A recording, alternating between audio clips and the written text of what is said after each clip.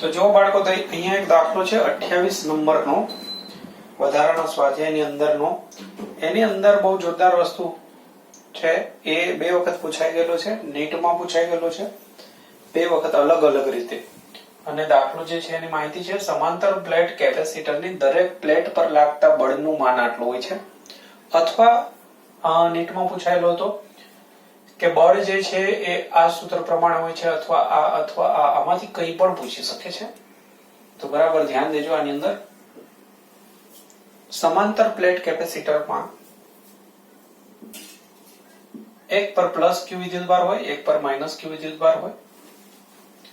એક પ્લેટના કારણે વિદ્યુત ક્ષેત્ર તમે જાણો છો કે એક પ્લેટના કારણે વિદ્યુત ક્ષેત્ર E બરાબર સિગ્મા અપોન 2 એપ્સિલોન 0 હોય. બીજી પ્લેટના કારણે પણ એટલું જ હોય. પહેલાના કારણે, બીજાના કારણે સિગ્મા અપોન 2 એપ્સિલોન 0. અને પરિણામી વિદ્યુત ક્ષેત્ર બેનો સરવાળો કરો એટલે E બને E1 પ્લસ E2 એટલે સિગ્મા અપોન એપ્સિલોન 0. હવે આપણે વિચારવાનું છે કે બળ એક પ્લેટ દ્વારા બીજી પ્લેટ પર લાગતું બળ. તો કોન્સેપ્ટ કયો લેવાનો છે એ સમજો બરાબર. આપણે શું વિચારીશું કે એક પ્લેટનું ક્ષેત્ર છે ને એમાં એક બીજો વિદ્યુતભાર પડ્યો છે. આપણે મૂલ્ય જ લેવાનું છે એટલે માઇનસ પ્લસ ભૂલી જાઓ. એક પ્લેટનું વિદ્યુત ક્ષેત્ર સમજો. કોન્સેપ્ટ જે છે અહીંયા લખું છું. એક પ્લેટના ક્ષેત્રમાં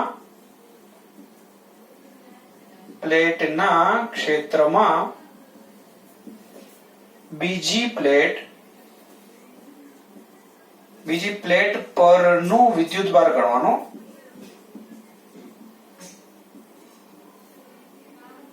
પડેલ છે આ કોન્સેપ્ટ છે. તો તમારે પ્લેટ એક જ ગણવાની અને બીજી પ્લેટ પરનો વિદ્યુતભાર ગણી લેવાનો. બીજી પ્લેટ પરનો એક પરનો વિદ્યુતભાર ગણવાનો, એકનું ક્ષેત્ર ગણવાનું. તો શું કરવાનું છે જુઓ. અહીંયા બળ F બરાબર Q ઇન્ટુ E સૂત્રનો ઉપયોગ કરવાનો. પણ એમાં E કયું લખવાનું? એક જ પ્લેટનું. કેમ? તો પરિસ્થિતિ શું થઈ? જો આ એક પ્લેટ સમજો બરાબર. એક જ પ્લેટ રાખવાની, એનું ક્ષેત્ર થયું E1. ત્યાં બીજી પ્લેટ પરનો વિદ્યુતભાર અહીંયા પડ્યો છે Q અથવા માઇનસ Q. તો અહીંયા ધન છે એટલે માઇનસ Q એટલે આ બાજુ બળ લાગે. એમ બળની ડાયરેક્શન જ ખાલી બતાવે. તો જો Q આ લેવાનો અને વિદ્યુત ક્ષેત્ર E1 લેવાનું. બસ આટલું જ છે. તો Q અને E1 ની જગ્યાએ હવે આપણે લેવાનું કેટલું? સિગ્મા અપોન 2 એપ્સિલોન 0 થશે આ રીતે. તો હું અહીંયા 1/2 પછી Q અને સિગ્મા બાય એપ્સિલોન 0 જે છે એની જગ્યાએ પાછું E લખી દઉં. તો અહીંયા થઈ ગયો આ પ્રશ્ન જે પૂછ્યો છે એમનો એકનો જવાબ મળી ગયો.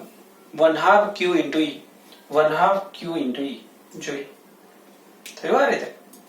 તો 1/2 કેમ આવ્યું?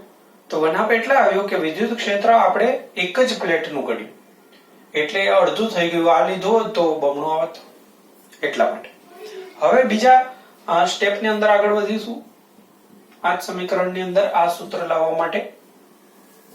તો જો સમીકરણ 1 પરથી આગળ વધીએ તો બળ F બરાબર Q છે, સિગ્મા બરાબર Q બાય A મૂકી દો તો Q² બાય A થઈ જશે. મેં અહીંયા રાખ્યું સિગ્મા બરાબર Q બાય A, તો જનરલ સૂત્ર છે. તો એમના કારણે જુઓ તમને આ એક મળી ગયું.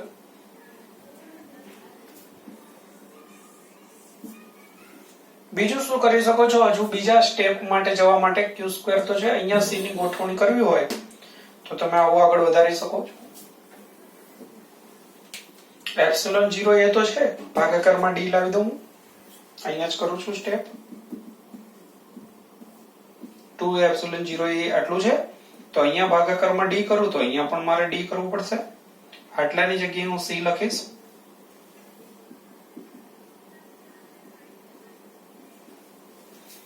અને C. તો જો એક બીજું સૂત્ર મળી ગયું Q² બાય 2D છેદમાં આવશે C. આ રહ્યો q²/2c અને d. ત્યારબાદ q બરાબર આપણે લખી દઈએ cv. v નું સ્વરૂપ છે, q બરાબર cv લખી દો.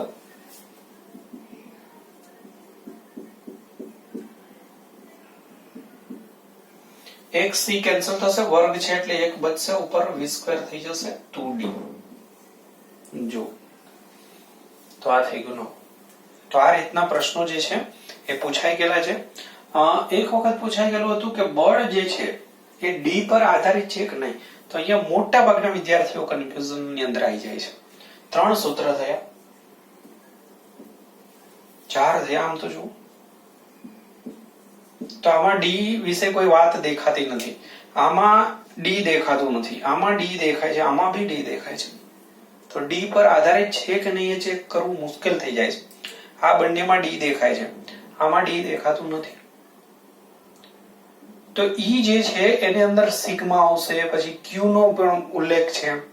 તો કઈ રીતે આની અંદર કામ કરવું, તો એવું સૂત્ર કંઈક પકડીએ કે જેથી આપણને ખબર પડે કે આમાં ડી નો આધાર બચે છે કે નહીં. તો જો અહીંયા c હજુ છે, તો c બરાબર ε0a/d થાય.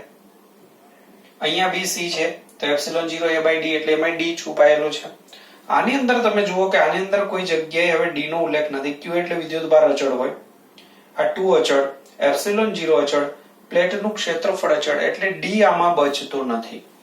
તો બળ જે છે એ બે વચ્ચેના અંતર પર આધારિત નથી, યાદ રાખજો.